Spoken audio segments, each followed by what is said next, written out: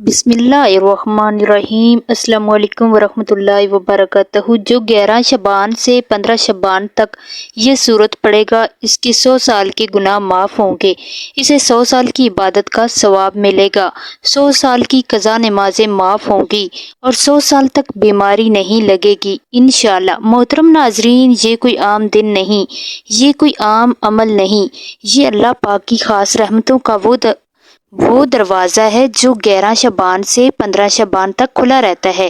اگر کوئی بندہ ان دنوں کو پہچان لے، ان کی قدر کر لے اور اخلاص کے ساتھ اللہ کی طرف متوجہ ہو جائے تو اس کی پوری زندگی بدل سکتی ہے۔ یہ وہ ایام ہیں جن میں اعمال اٹھائے جاتے ہیں، فیصلے ہوتے ہیں اور تقدیریں لکھی جاتی ہیں۔ محترم ناظرین، 11 شعبان سے 15 شعبان تک کا یہ وقت دراصل پوری زندگی کا رخ بدلنے کا وقت ہے۔ یہ وہ دن ہے جن میں اللہ پاک اپنے بندوں کو آواز دیتا ہے۔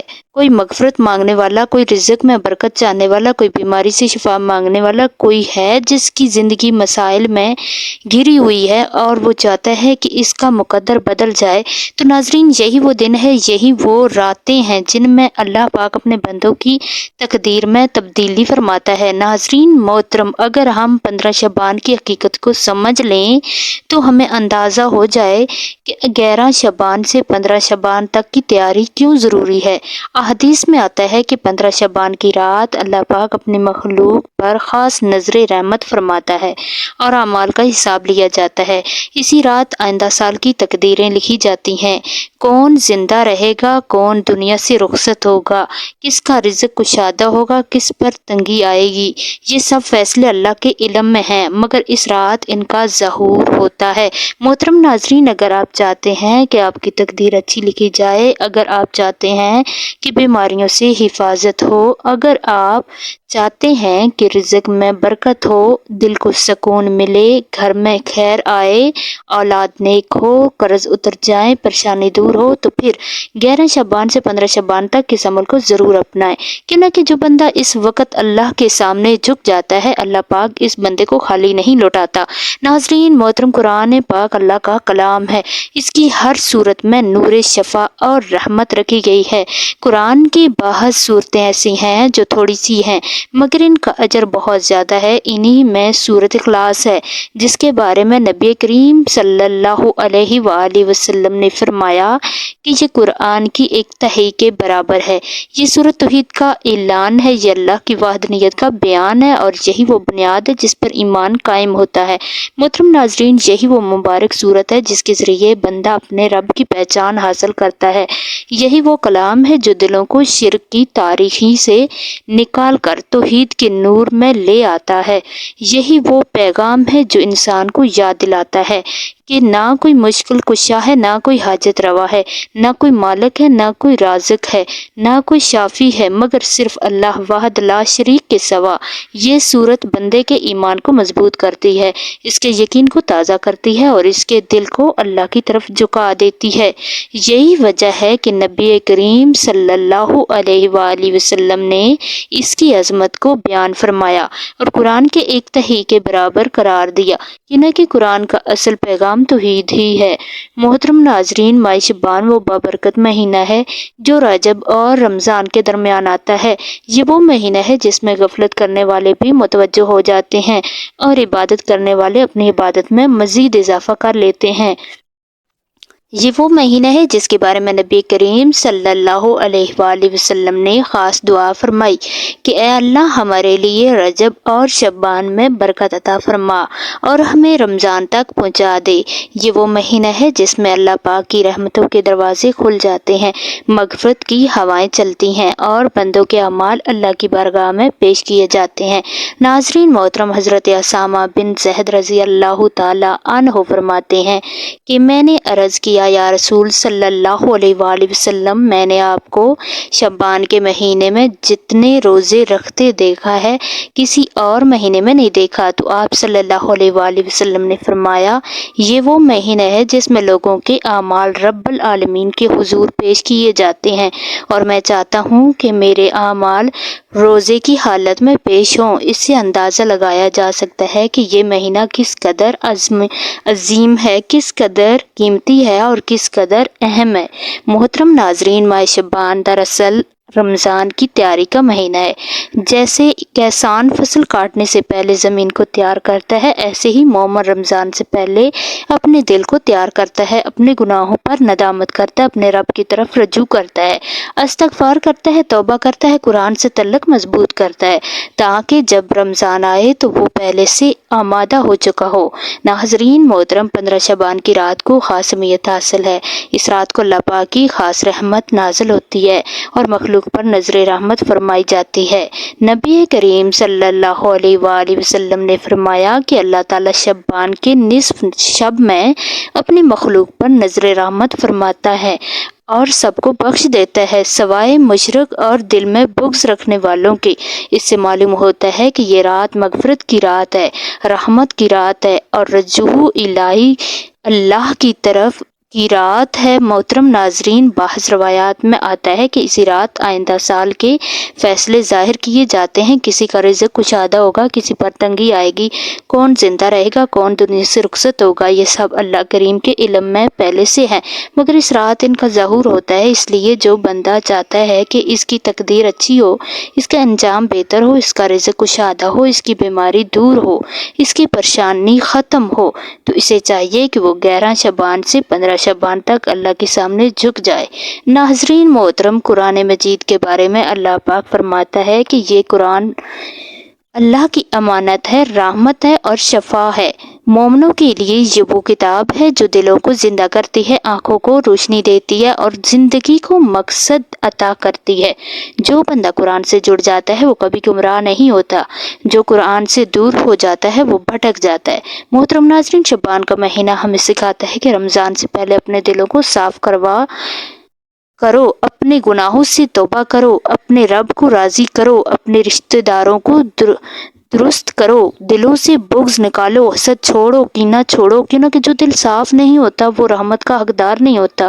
ناظرین محترم، اللہ پاک فرماتا ہے کہ میں اپنے بندوں کے بہت قریب ہوں، جب وہ مجھے پکارتے ہیں تو میں ان کی دعا قبول کرتا ہوں۔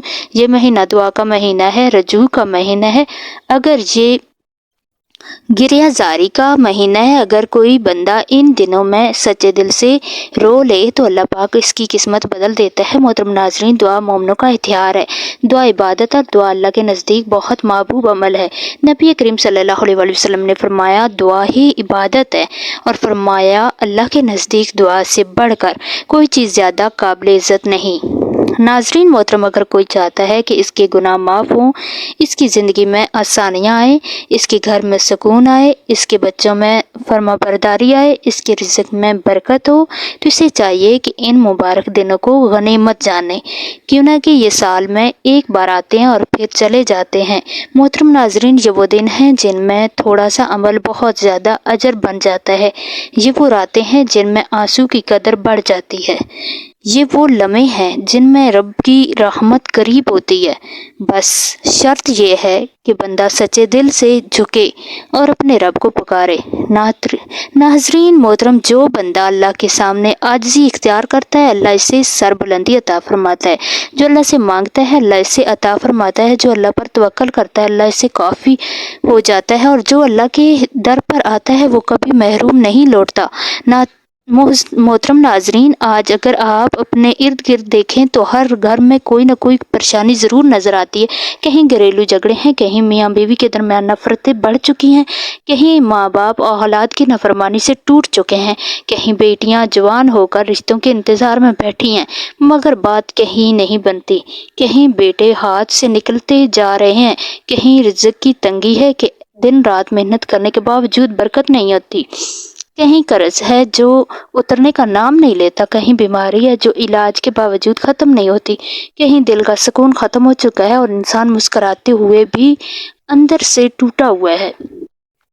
محترم ناظرین، یہ وہ حالات ہیں جو انسان کو ڈپریشن کی طرف لے جاتے ہیں، مایوسی دل میں گھر کر لیتی ہے اور نیند اڑ جاتی ہے، دل گھبراتا ہے اور انسان یہ سوچنے لگتا ہے کہ شاید اب اس کی دعا قبول ہی نہیں ہوگی، مگر یاد رکھیں یہ شیطان کا سب سے بڑا وار ہے کہ وہ بندے کو اللہ کی رحمت سے محسوس کر دیتا، حالانکہ اللہ پاک فرماتا ہے کہ میری رحمت سے نا امید نہ ہو، بے شک میں تمام گناہوں کو معاف کرنے والا ہوں۔ ناظرین، اگر گھریلو جھگڑے بڑھ گئے ہوں، اگر بات بات پر لڑائی ہو جاتی ہے، اگر دلوں میں سختی آ گئی ہو، تو سمجھ لیں کہ ہمیں اللہ کی طرف لوٹنے کی ضرورت ہے، کیونکہ دل کو جوڑنے والا صرف اللہ ہے۔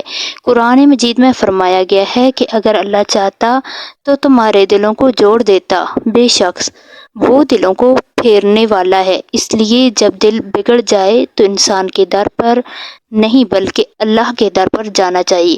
محترم ناظرین، وہ بیٹیاں جو رشتوں کے انتظار میں بیٹھی ہیں، ماں باپ کی آنکھوں میں آنسو ہیں، دعائیں ہیں مگر دروازے بند نظر آتے ہیں، یاد رکھیں رزق کی طرح نکاح بھی اللہ کے ہاتھ میں ہے۔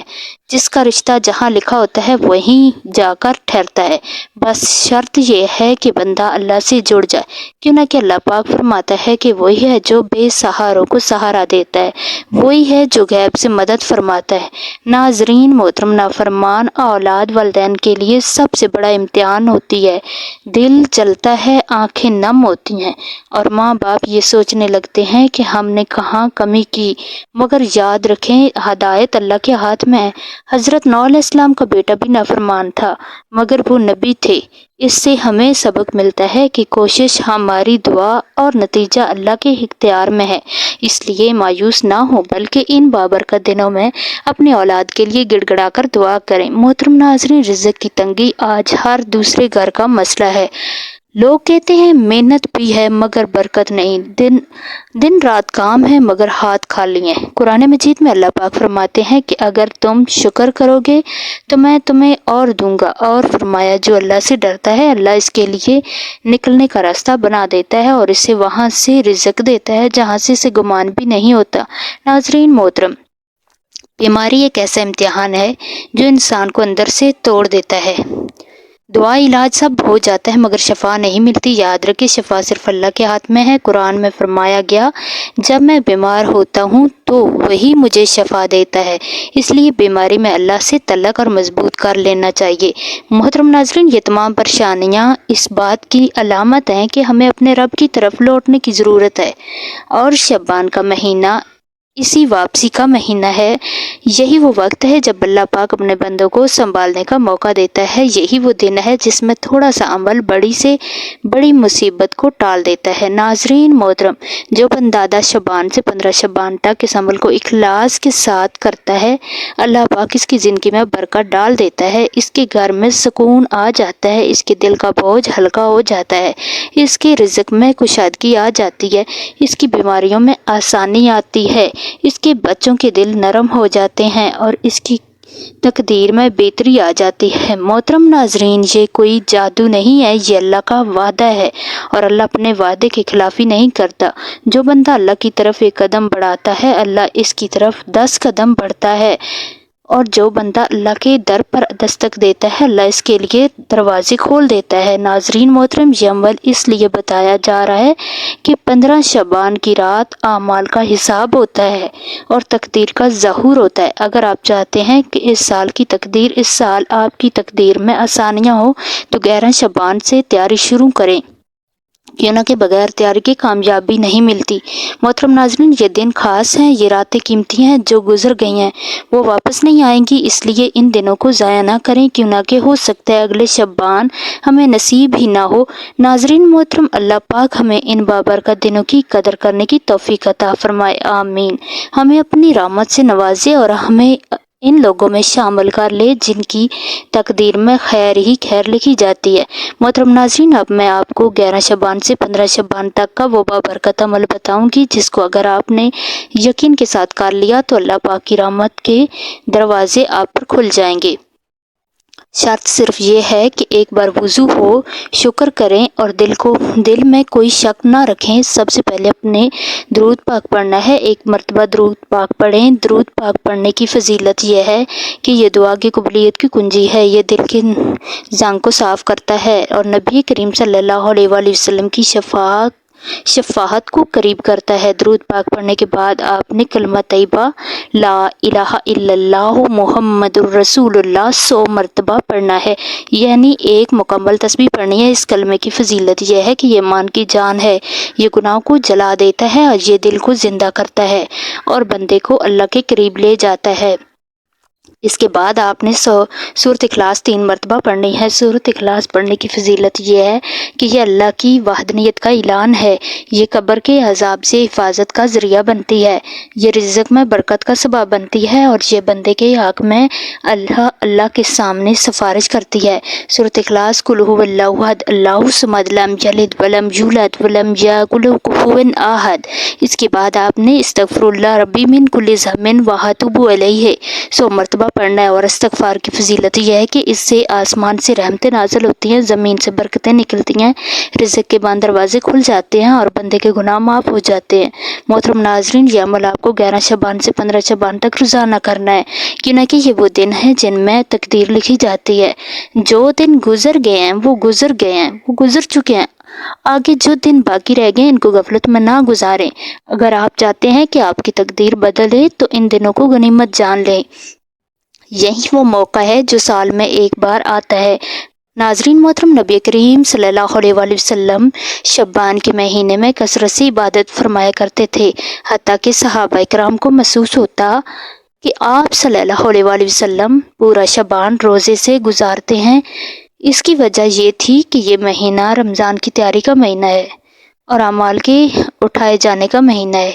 محترم ناظرین، 15 شعبان کی رات کو اللہ پاک کی خاص رحمتیں نازل ہوتی ہیں، مگر یاد رکھیں جو بندہ 11 شعبان سے تیاری کرتا ہے وہی 15 شعبان کی رات کا اصل فائدہ اٹھاتا ہے۔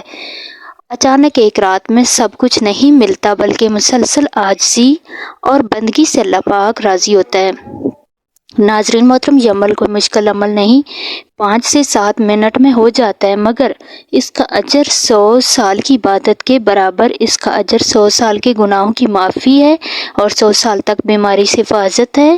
مگر شرط یہ ہے کہ یقین ہو۔ اب آخر میں آپ سب سے گزارش ہے کہ اگر یہ ویڈیو آپ کے لیے فائدہ مند ہو تو ویڈیو کو لائک کریں، اسے سب سے زیادہ لوگوں تک شیئر کریں تاکہ وہ بھی اس خیر میں شامل ہو سکیں، اور چینل کو سبسکرائب کریں تاکہ ایسی بابرکت ویڈیو آپ تک مسلسل پہنچتی رہیں۔ کمنٹس میں اللہ رب العزت کے 99 ناموں میں سے کوئی سا ایک خوبصورت سا اور پیارا سا نام وسط، رزق اور حصول ثواب کے لیے تحریر فرما دیں۔